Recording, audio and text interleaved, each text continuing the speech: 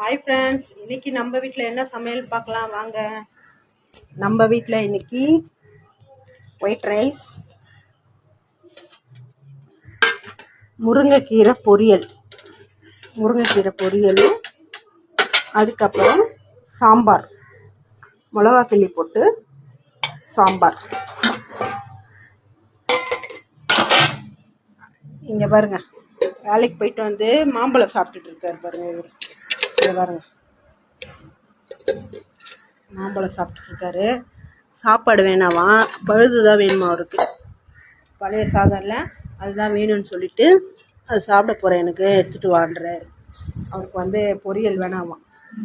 டெய்லியும் கீரை வகை செய்கிறோம் இல்லையா, கீரை சாப்பிட்டா உடம்புக்கு நல்லது தானே. அதனால் டெய்லி கீரை ஏதாவது ஒரு கீரை செஞ்சு சாப்பிட்றது. லைக் பண்ணுங்கள், ஷேர் பண்ணுங்கள்.